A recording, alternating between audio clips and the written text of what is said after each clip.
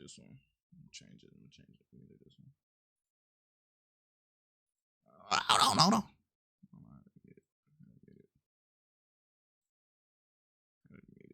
Hard fans will have noticed these subtle hints. What's going on out? Come on, make way. Welcome to Ms. Mojo, and today we'll be counting down our picks for the top 10 craziest. Because the new game is coming out, and we gotta, you know, gotta get everything. Content every day, so be sure gotta to learn everything before the new game comes out, bro. Gotta learn everything. Our latest videos. For this list, we're looking at some of the most surprising bits of foreshadowing that even the biggest Harry Potter fans may not have caught on to. I'm not the biggest, but you know, I like it. Every single one of these was intentionally written in by J.K. Rowling, but considering her masterful storytelling, bro, the bifocals on her skills, we'd be surprised if they were simply coincidences. Keep in mind that many of these subtleties didn't make it into the films. Also, we're issuing a spoiler alert.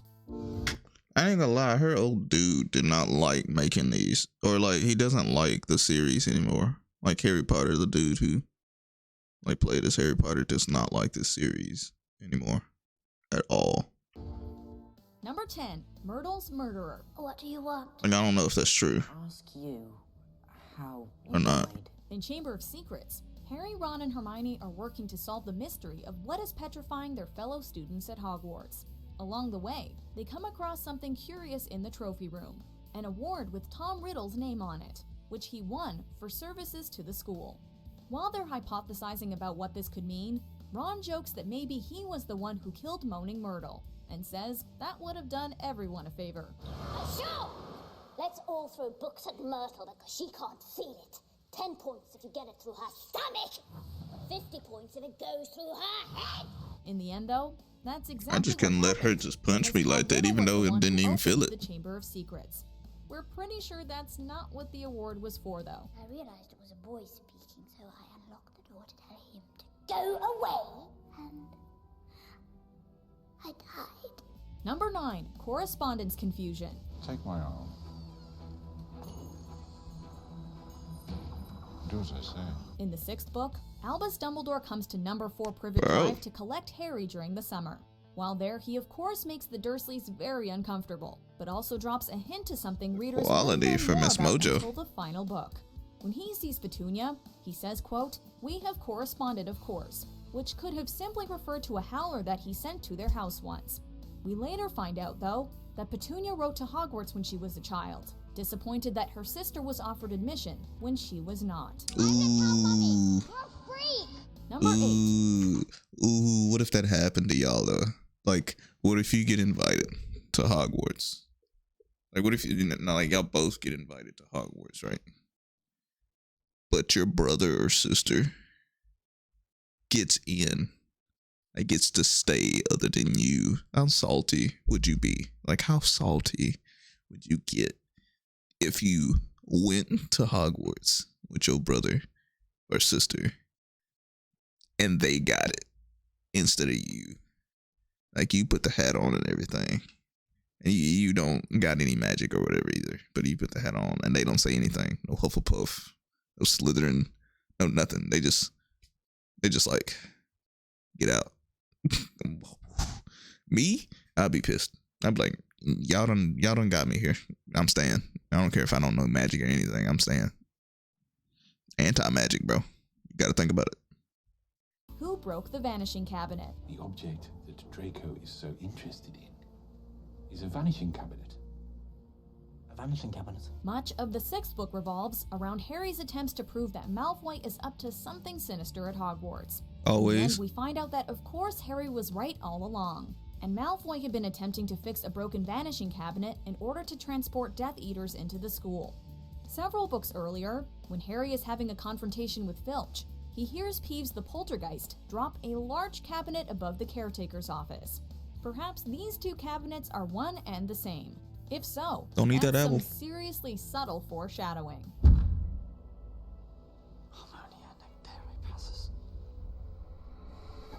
Number 7, Snape's last words. Hide her. Hide them all. I beg you. Longtime fans of the series probably recall the fact that for many years before the final book was published, J.K. Rowling hinted that there would be an important meaning behind the fact that Harry had his mother's eyes. This finally came to fruition in the final chapters of Deathly Hallows, when with his dying breaths, Snape says to Harry, "Look at me."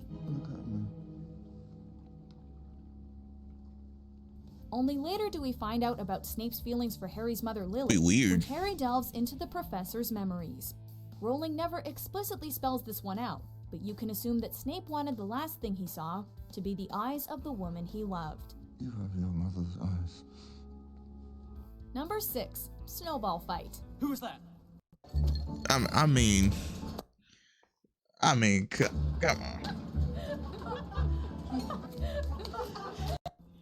I ain't gonna look at. I mean, I'll imagine her eyes. I wouldn't look at me. Look at me. This You got your delightful mother Easter eyes. I egg want to must see have been her intentionally written when I'm in by actually the looking at author. you. During the winter Type of deal. Harry's first year at Hogwarts, he watched Fred and George Weasley bewitch snowballs to follow Professor Quirrell around and bounce off the back of his turban. Of course, at the end of the first book, we learn that Lord Voldemort has partially taken over Quirrell's body, and his face is situated at the back of the professor's head. We can only Ew. imagine the laugh J.K. Rowling had to herself when imagining snowballs hitting Voldemort right in the face. Harry! Bloody hell, Harry. Number 5. The Gleam of Triumph. I be bullying them things to that nigga head. I'm sorry. At the end of the Goblet of Fire, when Harry has just escaped his encounter with Voldemort in the graveyard, he's discussing his experience with Dumbledore when something curious happens. Harry notices a gleam of something like triumph in the headmaster's eyes. Considering readers had to wait 3 years for the next book to come out, they had plenty of time to speculate about this oh-so-subtle hint. It was only in the final novel, though, that this was finally clarified, because Voldemort using Harry's blood for his resurrection meant that he would never be able to kill him. Oh damn.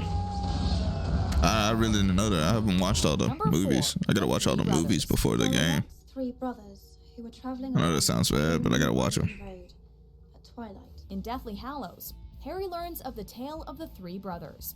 The brother who chose the Elder Wand wanted power. The brother who chose the Resurrection Stone longed for his lost love.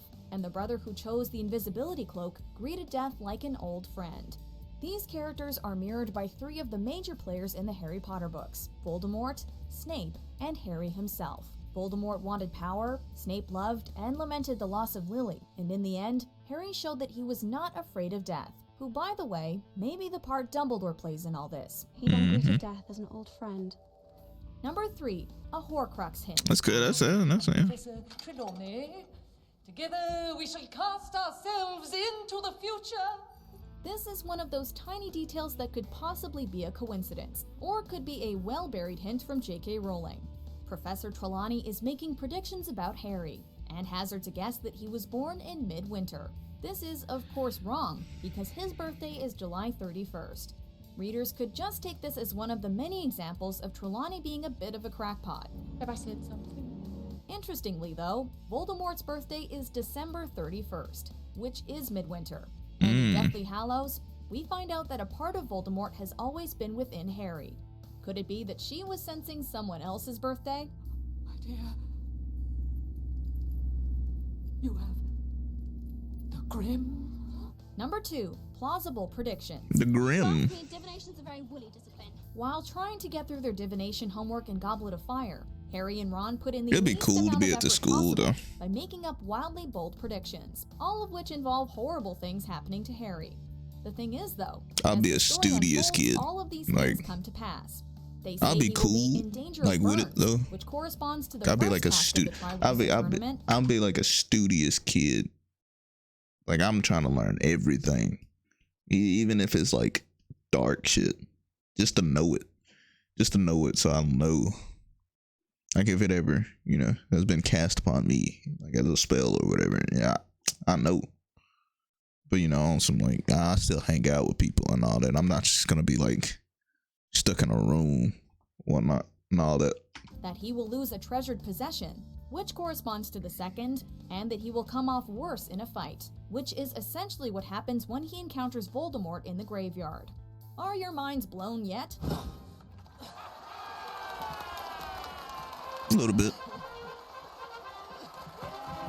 Number Number 1. Unlucky 13. Innocent blood shall be spilt, and servant and master shall be reunited once more. At Christmas in Prisoner of Azkaban, Professor Trelawney won't sit down for dinner because that would make a group of 13, which would mean the first person to rise from the table would die.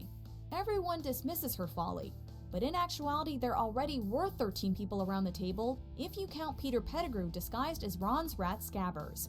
Dumbledore was the first to rise, and also the first of the group to die. In Book 5, there are 13 people dining together when Sirius is the That's fucked up. That's fucked up. That's fucked up. That's real fucked up. first to rise, which foreshadows his untimely death.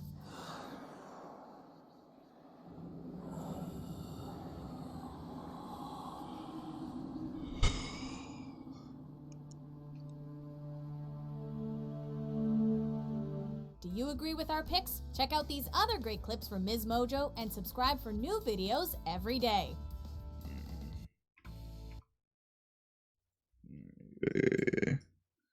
Let's see what else we can watch. There was something else I saw.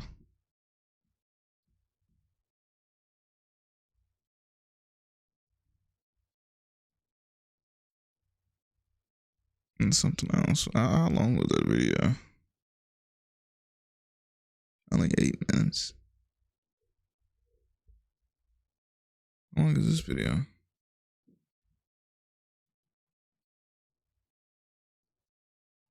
$24.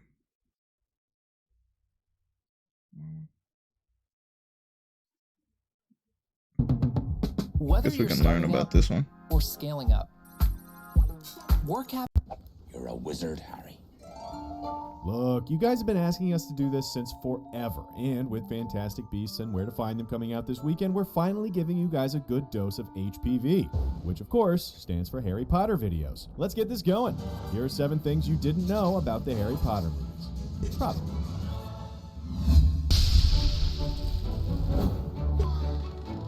Let's start off in Harry's dorm room at Gryffindor. Over the course of the films, the props and set dressing evolved to reflect the characters and their interests as they got older. But one thing that never evolved was the size of their beds. Unfortunately, unlike Hermione's magical purse, the beds were not enchanted to be way bigger inside than they looked on the outside. Brilliant.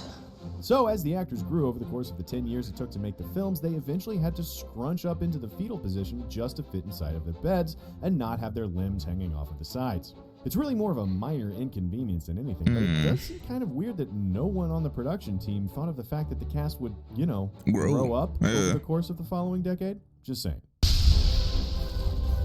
The first Harry Potter film will celebrate its 15th anniversary for its US release this Wednesday, and that's boom, opening up thing number 2 with a bonus thing you didn't know already. And since it was so many years ago that Harry Potter 1 was in pre-production, you may not have known that Steven Spielberg was attached to direct it for a time. Chris Columbus wound up getting the gig because Spielberg had creative differences with J.K. Rowling, and it's possible that one of those differences was who Spielberg wanted to cast as Harry Potter. He'd wanted Haley Joel Osment. I see dead people. Around 300 kids wound up testing for the part, including Jonathan Lipnicki, as well as Tom Felton, who also auditioned for Ron. Red hair and a hand-me-down robe. You must be a wizard. Winsley. But at this point, it's almost impossible to imagine anyone other than Daniel Radcliffe playing Harry, even if his eyes were the wrong color. That, ladies and gentlemen, is a little thing called a segue. The reason they couldn't make Radcliffe's blue eyes green like they were in the book was he had a bad reaction to the colored contact lenses, and it would have been more trouble than it was worth to change his eye color in post. Although they had to do exactly that for this possession scene in the Order of the Phoenix, changing his eyes digitally because, like we just covered, Radcliffe couldn't wear contacts. Ultimately, even J.K. Rowling decided that it wasn't so...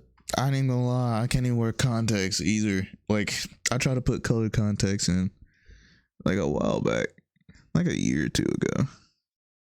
Not a year or two ago, like a couple years ago. It was like when I was like a junior and like got some color contacts and like I think it was this eye and try to put it in this eye, just one. And like I'm talking about, I was there for an hour and then I had to have my brother help me out, my sister. Like we was trying everything and we got it in there and we almost didn't get it out. Like we got it in there. It felt weird and I wanted it out. My eye was already red. But anyway, it's just hard. I understand his pain. The color contacts are his no. eyes be green, but it was critical that his eyes resemble his mother's, which they were able to accomplish through casting. Maybe that's why she declined playing Lily Potter herself, because she was offered the role for this scene. And that's, boom, another bonus thing you didn't know. Moving on. Harry Potter is dead!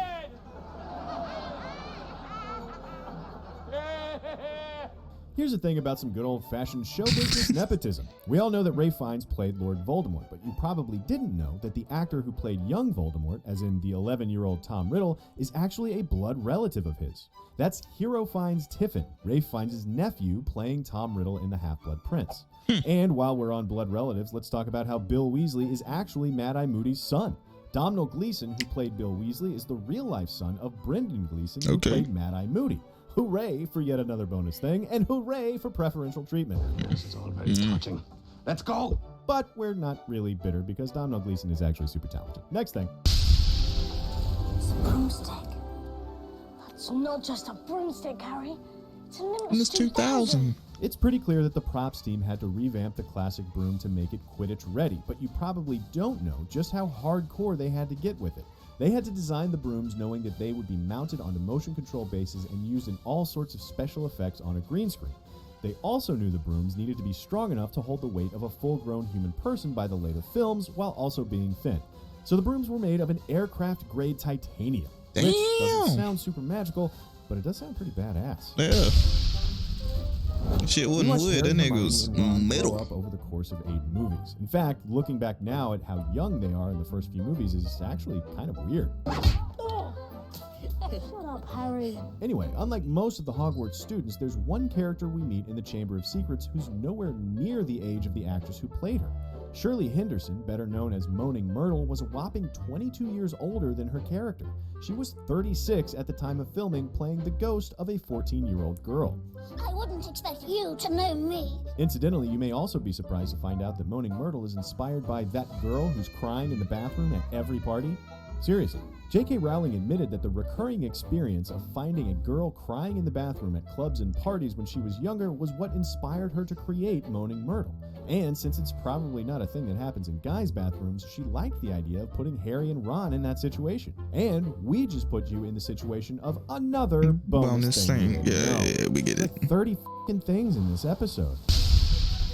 We know, bro. Making 8 movies over 10 years takes a lot of, well, everything. So let's end on a staggering statistic about the most iconic image from Harry Potter. The lightning bolt scar. By the time all of the films were in the can, the scar had been applied 2,000 times to Daniel Radcliffe. And that doesn't even include the additional thousands of times they had to add the scar to his stunt doubles and the like. They drew the scar on for the first 2 movies, but after that, they created a version they could basically just glue onto his face, which was a lot simpler. Oculus repairing. If that weren't enough, they also went through 160 pairs of Harry Potter glasses by the end of filming. Not because Daniel Radcliffe kept breaking them, but because shady guys in the prop department kept stealing them to sell on eBay. Oh my gosh. That last part might not be true, but that's what I would have done, which is probably why I've been fired from so many movie sets. Those were our 7 Harry Potter things, along with a crap ton of bonus things for today. But hit the thumbs up if you want to see more HPV, because we can totally hook that up for you guys. And in the meantime, the final installment in our What's the Difference Harry Potter series goes up tomorrow, so you can finally get off of our backs about that too. Let us know if you're excited to check out Fantastic Beasts later this week. I haven't watched that movie yet. Only have love for the original Harry Potter movies. Even though it came out a long time ago. Subscribe for more true-ish things about movies and sometimes Mad-Eye Moody's bastard son right here on